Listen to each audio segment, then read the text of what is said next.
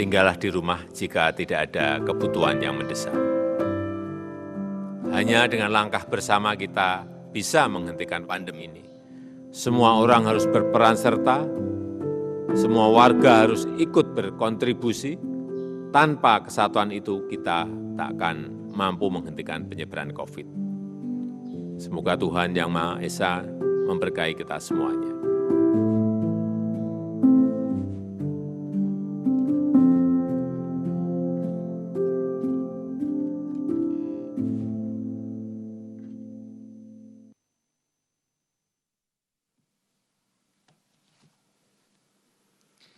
Assalamualaikum warahmatullahi wabarakatuh. Om Swastiastu, Namo Buddhaya, salam kebajikan, salam sejahtera bagi kita semua. Hari ini Selasa 13 Juli 2021, saya Dedi Permadi bersama Profesor Wiku Adhisa Smito akan menyampaikan perkembangan terkini terkait dengan pelaksanaan pemberlakuan pembatasan kegiatan masyarakat atau PPKM darurat maupun PPKM mikro.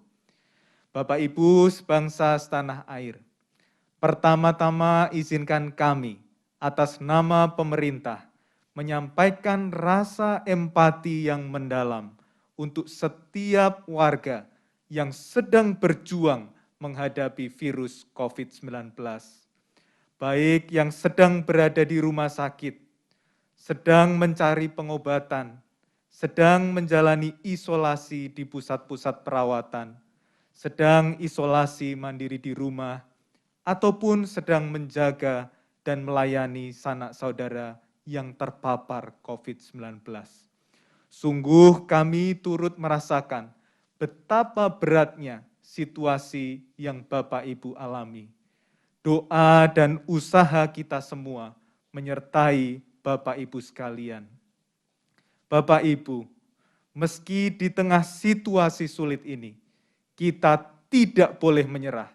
Kita harus terus optimis, kita harus terus bersemangat untuk menjaga imunitas kita. Perlu kita yakini bahwa berbagai upaya nyata sedang dan terus dilakukan pemerintah bersama seluruh pihak untuk merespon situasi ini.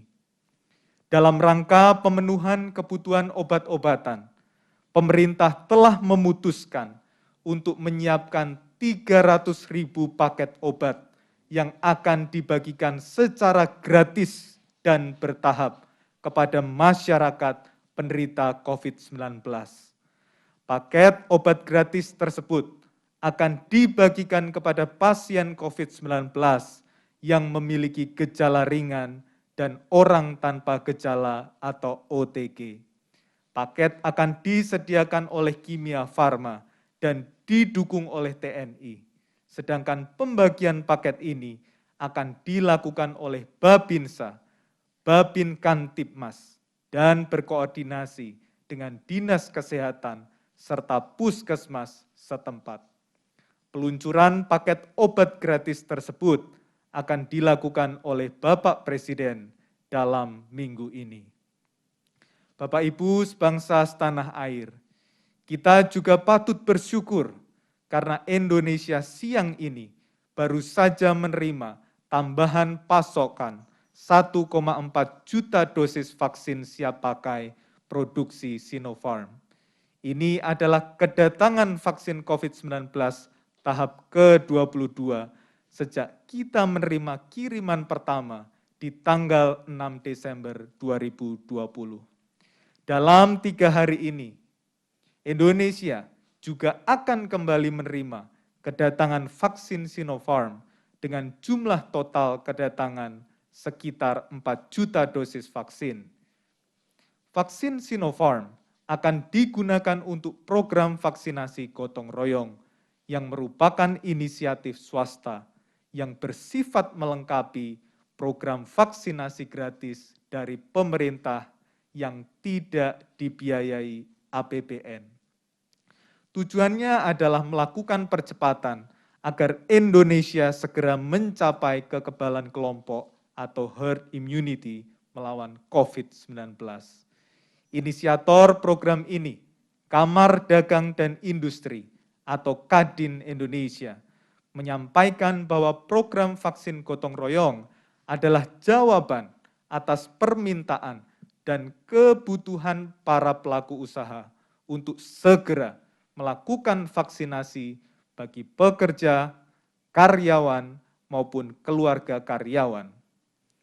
Untuk itu, Kadin Indonesia membangun sentra-sentra vaksinasi di kawasan industri, serta membangun rumah darurat oksigen untuk membantu penanggulangan pandemi COVID-19. Bapak Ibu sekalian, berita baik penambahan vaksin tidak berhenti pada vaksin gotong royong saja. Nanti malam kita kembali kedatangan 3,4 juta dosis vaksin siap pakai AstraZeneca, hasil kerjasama multilateral fasilitas COVAX. Dan lusa, vaksin Moderna, kerjasama bilateral dengan Amerika Serikat, juga akan kembali datang. Bapak Ibu, dalam 1 minggu saja, Indonesia mendapat 5 kali kiriman vaksin dari berbagai jalur kerjasama. Dalam 1 minggu ini saja, kita mendapat tambahan 17,8 juta vaksin. Menambah total vaksin yang sudah kita terima menjadi lebih dari 134 juta dosis, baik dalam bentuk jadi maupun bahan baku. Pemerintah telah memutuskan bahwa jumlah minimal masyarakat yang akan divaksinasi naik dari target semula sebanyak 181,5 juta orang menjadi 208.265.720 orang. Angka ini termasuk anak dan remaja berusia 12 sampai dengan 17 tahun. Peningkatan target ini tentu dalam rangka memastikan kekebalan komunal betul-betul dapat kita capai dan pandemi betul-betul dapat diatasi. Di saat bersamaan, pemerintah terus berupaya memastikan bahwa seluruh lapisan masyarakat dapat menerima vaksin, termasuk penyandang disabilitas, keluarga prasejahtera, dan penduduk di wilayah terpencil. Bapak Ibu sebangsa setanah air, kita tentu berharap dan berupaya secara total agar PPKM darurat ini dapat berakhir di tanggal 20 Juli 2021. PPKM efektif menurunkan laju penularan COVID-19. Dalam kesempatan ini, dapat kami sampaikan perkembangan kasus harian COVID-19 sebagai berikut.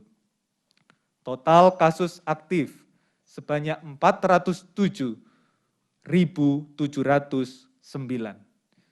Kasus baru harian tercatat sebanyak 47.899 kasus. Pasien sembuh hari ini sebanyak 20.123 orang. Dan angka kematian sebanyak 864 jiwa. Pemerintah kembali menyampaikan duka cita yang mendalam atas meninggalnya saudara-saudara yang telah mendahului kita. Bapak Ibu sekalian, lawan terus virus ini, tetap di rumah, hindari dan batalkan perjalanan keluar rumah, pakai masker double apabila harus keluar rumah, dan jauhi kerumunan. Pastikan cuci tangan dengan rajin dan rutin, dan terapkan protokol kesehatan lainnya dengan disiplin. Taati peraturan PPKM darurat dan PPKM mikro. Mari kita resapi dan yakini Presiden Joko Widodo. Hanya dengan langkah bersama, kita bisa menghentikan pandemi ini. Semoga Tuhan melindungi dan memberkati bangsa Indonesia. Terima kasih. Wassalamualaikum warahmatullahi wabarakatuh. Om Santi Santi Santi Om. Sekarang Prof. Wiku akan memberikan penjelasan tentang situasi kabupaten kota dalam masa PPKM darurat dan progres PPKM mikro di berbagai daerah di Indonesia.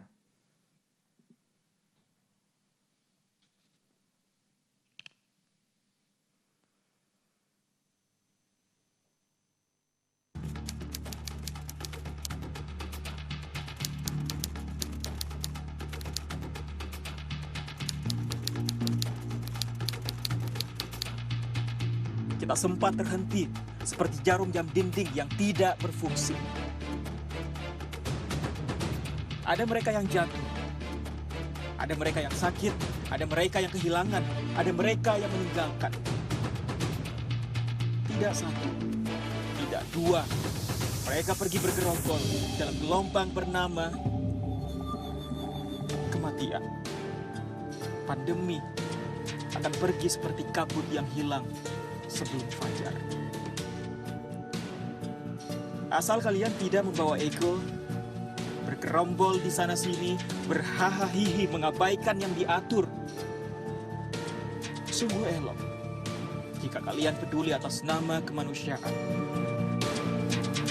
Pakai masker, harga mati. Gak pakai masker, bisa mati.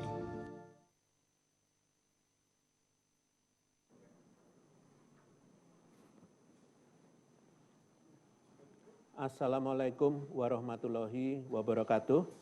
Selamat sore. Hari ini saya akan menyampaikan perkembangan penanganan COVID-19 di Indonesia. Pemerintah melalui Menteri Dalam Negeri telah mengeluarkan instruksi Mendagri nomor 19 dan 20 tahun 2021. Melalui Inmendagri nomor 19 tahun 2021, pemerintah menegaskan bahwa tempat ibadah tidak mengadakan kegiatan ibadah secara berjamaah. Bagi masyarakat yang ingin beribadah, maka kegiatan ibadah dilakukan di rumah. Inmendagri ini juga meniadakan pelaksanaan resepsi pernikahan. Selanjutnya, melalui Inmendagri nomor 20 tahun 2021, pemerintah melakukan perluasan penerapan PPKM darurat ke 8 provinsi di luar Pulau Jawa Bali, yaitu Sumatera Utara, kemudian Sumatera Barat, Kepulauan Riau, Lampung, Kalimantan Barat, Kalimantan Timur, Nusa Tenggara Barat, dan Papua Barat.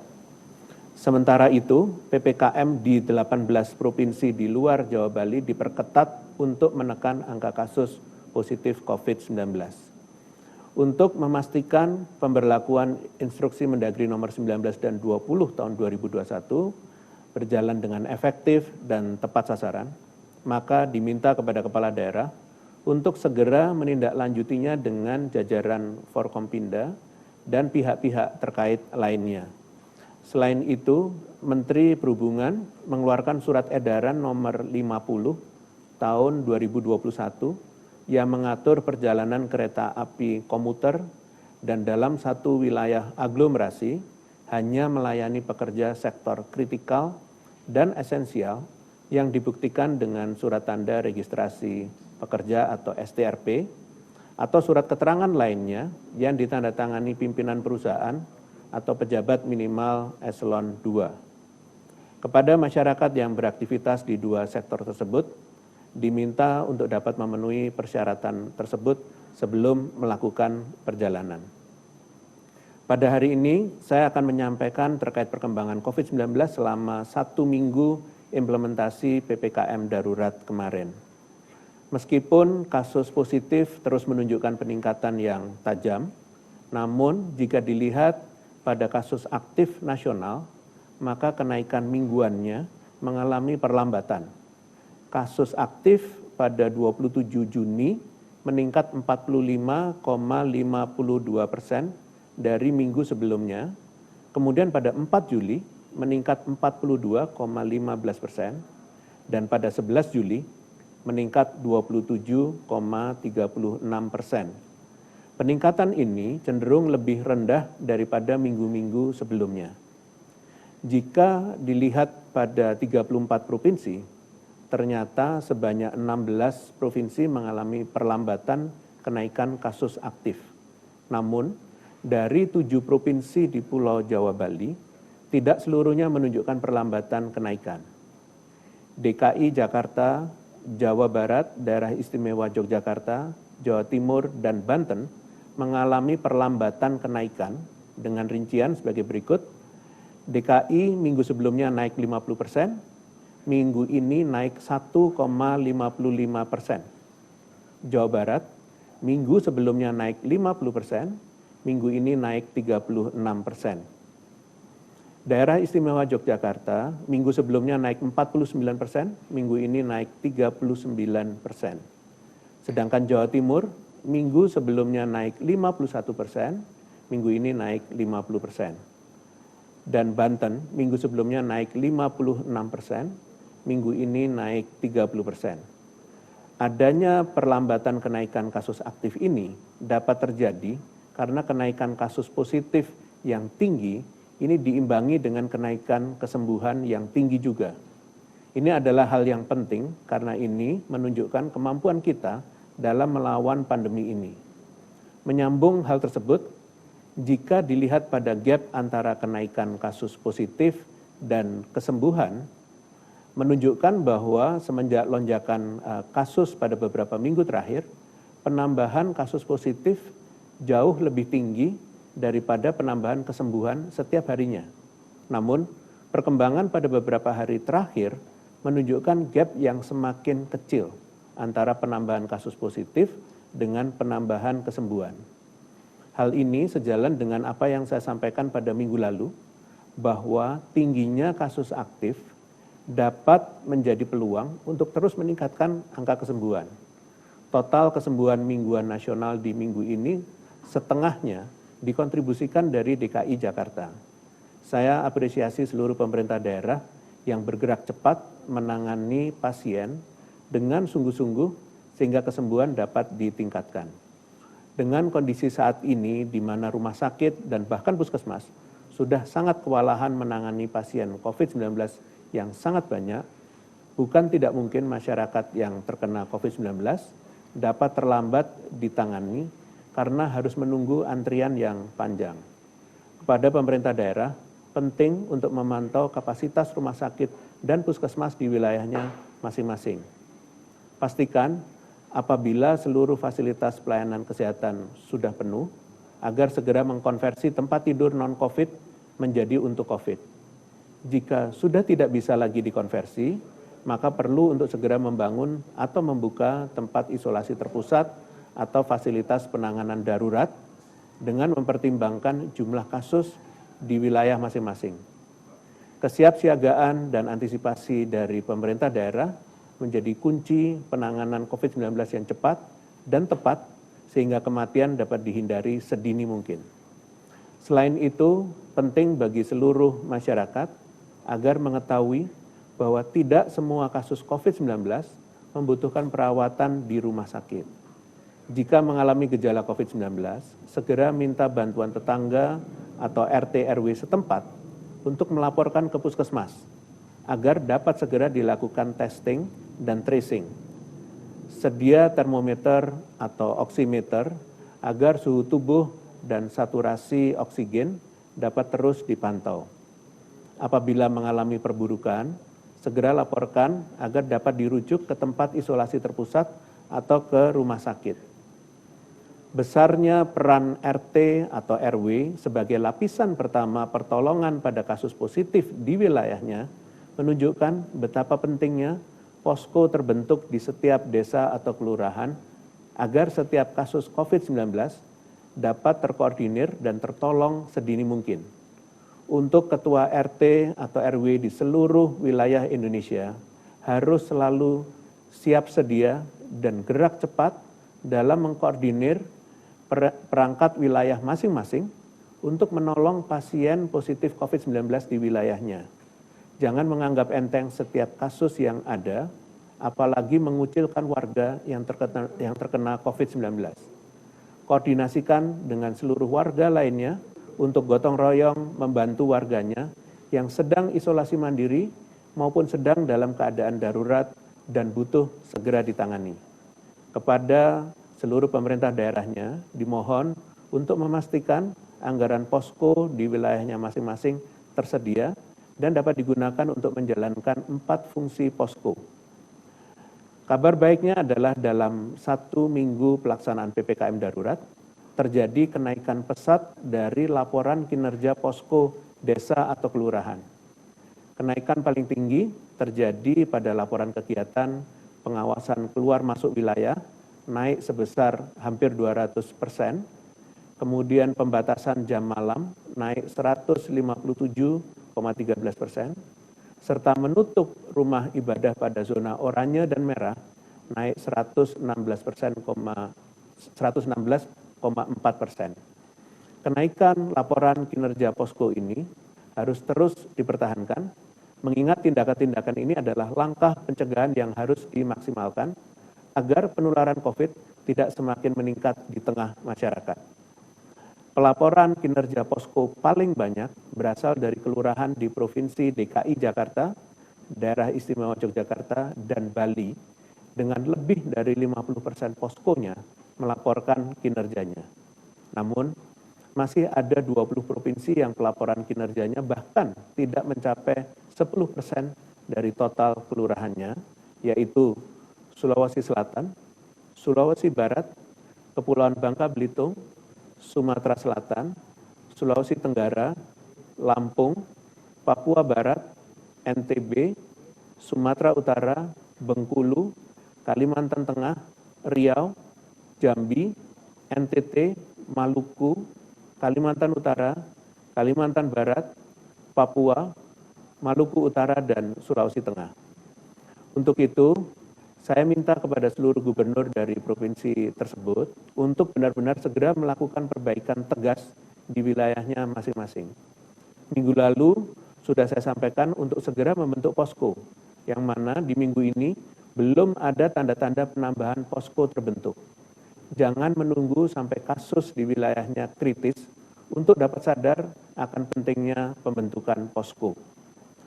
Upaya pencegahan dan penanganan pertama melalui posko maupun upaya pemerintah daerah dalam meningkatkan pelayanan kesehatan tentunya tidak akan cukup apabila masyarakat tidak menjaga diri dan orang terdekat dari penularan COVID-19. Sayangnya, pada minggu ini terjadi kenaikan jumlah kelurahan yang kepatuhan memakai masker warganya kurang dari 60%, di mana minggu sebelumnya sebanyak 2.654 kelurahan atau desa bertambah di minggu ini menjadi 3.455 kelurahan desa. 3.455 kelurahan desa tidak patuh tersebut paling banyak berasal dari Jawa Timur, yaitu 569 kelurahan desa tidak patuh, Aceh 558 kelurahan atau desa tidak patuh, Jawa Barat 481 kelurahan atau desa tidak patuh, Jawa Tengah 270 kelurahan desa tidak patuh, dan Gorontalo 212 kelurahan atau desa tidak patuh. Ini menunjukkan bahwa semakin bertambahnya kelurahan desa yang warganya abai dalam menjalankan protokol kesehatan. Ingat, penanganan COVID-19 dengan meningkatkan fasilitas kesehatan mungkin saja dapat membantu penanganan pada orang yang sudah terinfeksi COVID-19. Namun, tidak akan pernah cukup apabila orang yang terinfeksi jumlahnya terus meningkat dan tidak terkendali. Upaya jangka panjang, murah, dan paling cepat adalah dengan terus meningkatkan kedisiplinan dalam menjaga jarak, memakai masker, dan menjaga kebersihan diri. Kapan pandemi ini berakhir ditentukan dengan seserius apa kita berkomitmen untuk disiplin protokol kesehatan, serta ketegasan pemerintah pusat maupun daerah dalam menindak tegas pelanggarannya oleh individu, kelompok masyarakat, atau institusi.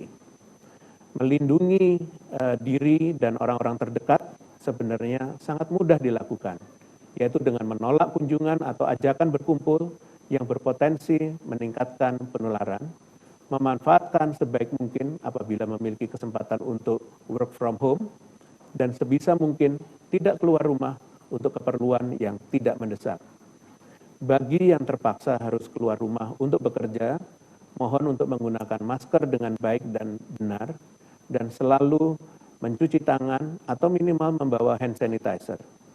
Jangan membuka masker di tempat keramaian, apalagi pada saat berbicara dengan orang lain. Saya turut mendoakan semoga kita semua terpaksa tetap harus keluar rumah untuk bekerja agar selalu dilindungi oleh Tuhan Yang Maha Esa dan diberikan kesehatan agar terhindar dari COVID-19. Selanjutnya, saya perlu memberitahu bahwa pada saat ini, menurut WHO, hampir lebih dari 24 negara di dunia sedang mengalami kenaikan kasus COVID-19 yang sangat tajam. Untuk itu, Indonesia sebagai salah satu di antaranya saat ini mencoba mengoptimalkan berbagai intervensi secara bersamaan untuk meminimalisir penularan, baik dengan memperhatikan kemunculan varian baru, pengendalian mobilitas dan aktivitas sosial masyarakat, pengendalian COVID-19 yang berlapis, dan percepatan vaksinasi di seluruh penjuru negeri. Pada kesempatan ini, saya hendak menjelaskan beberapa update temuan ilmiah dan kebijakan terkait vaksinasi. Kita semua mengetahui bahwa pada umumnya vaksin COVID-19 dapat menghasilkan kekebalan. Berdasarkan beberapa hasil penelitian, kekebalan yang ditimbulkan setelah vaksin dosis kedua dapat bertahan pada tubuh manusia dalam kurun waktu beberapa bulan, bahkan tahunan. Perlu ditekankan bahwa berdasarkan jumlah dan jangka waktu bertahannya kekebalan pada setiap manusia dapat berbeda-beda, tergantung kondisi tubuh masing-masing, yang mekanisme tepatnya masih diteliti hingga saat ini. Sebagaimana yang kita ketahui bersama bahwa adanya berbagai macam varian di lingkungan seperti alfa, beta, gamma, dan delta yang dikenal sebagai varian of concern adalah varian yang dapat menyebar dengan lebih cepat, meningkatkan peluang keparahan gejala, dan atau berpeluang pula menurunkan efektivitas vaksin yang telah diberikan. Meskipun demikian, menurut temuan dari beberapa studi ilmiah dari berbagai jenis vaksin yang disarikan oleh WHO, keberadaan vaksin COVID-19 masih penting, terutama dalam meminimalisir gejala yang ditimbulkan. Sehingga pada kondisi saat ini, di mana kita sedang menghadapi second wave, maka optimalisasi intervensi, termasuk dalam hal vaksinasi, terus dijalankan. Solusi lain yang dapat dilakukan diantaranya melakukan booster vaksin dosis ketiga maupun mixing vaksin. Selain dengan percepatan vaksinasi di berbagai wilayah di Indonesia, saat ini pemerintah Indonesia berencana melakukan penyuntikan booster dosis ketiga kepada tenaga kesehatan yang dinilai memiliki risiko penularan tertinggi, baik karena intensitas maupun lokasi beraktivitas yang sangat tinggi laju penularannya, yaitu fasilitas pelayanan kesehatan.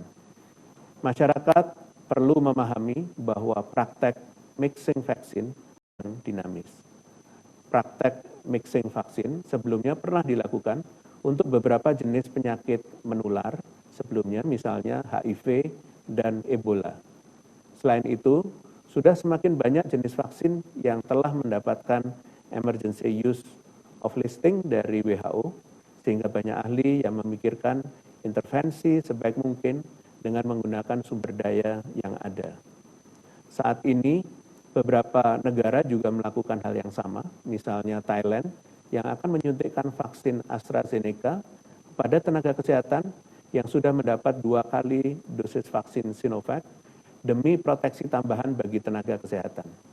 Tentunya, praktek ini dilakukan setelah studi klinis yang dilakukan terlebih dahulu.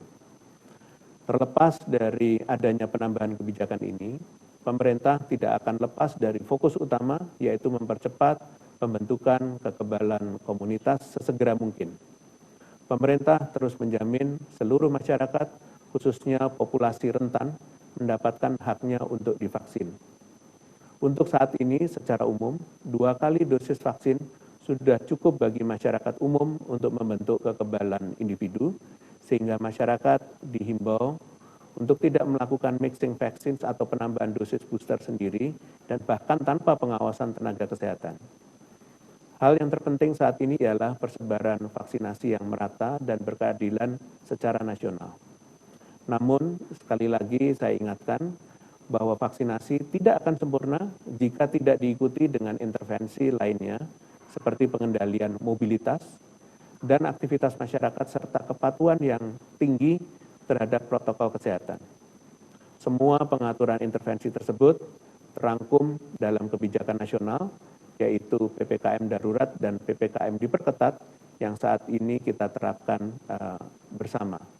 Oleh karena itu, mohon kepada masyarakat untuk sungguh-sungguh dalam menjalankan serta mematuhi peraturan yang berlaku selama masa krisis ini dengan penuh tanggung jawab.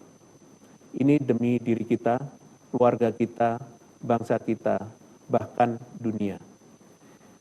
Sebagai penutup, saya akan menyampaikan isu terkait penanganan COVID-19 yang berkembang dalam beberapa hari ini. Pada hari Minggu 11 Juli 2021, pemerintah Indonesia menerima kedatangan sebanyak 3.006 dosis vaksin Moderna melalui skema kerjasama COVAX Facility. Ini merupakan vaksin Moderna pertama yang diterima pemerintah Indonesia.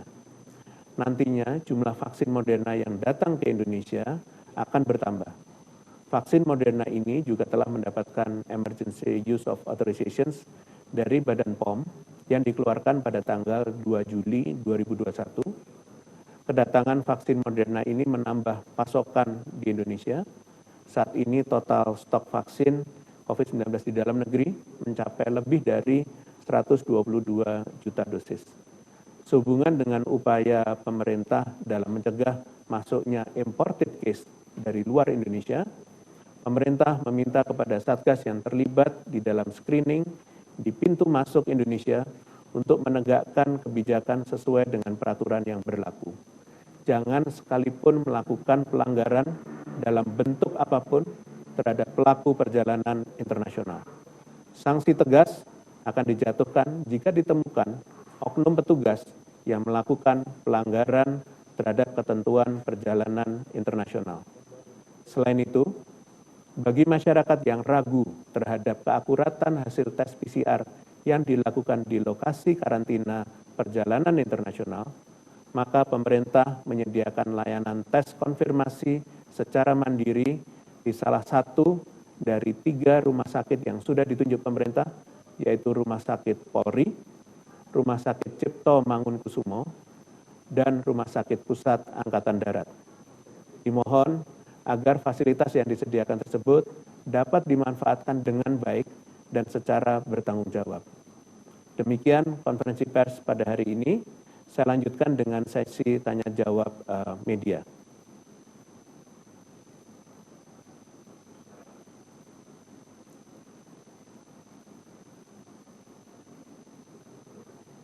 Pertama, ada pertanyaan dari Kontan dan Laras Post.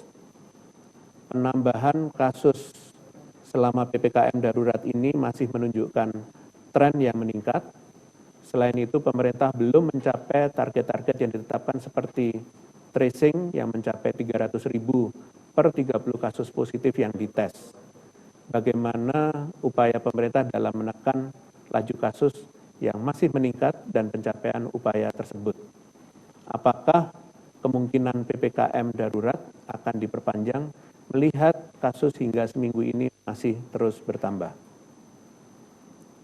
Penambahan kasus selama PPKM darurat ini, pemerintah terus-menerus melakukan evaluasi kebijakan berdasarkan perkembangan data epidemiologis yang ada, termasuk memperluas cakupan penerapan PPKM darurat keluar wilayah Pulau Jawa Bali sesuai dengan instruksi Mendagri nomor 20 tahun 2021. Diharapkan kebijakan ini dapat secara signifikan memperbaiki kasus COVID-19 nasional secara signifikan.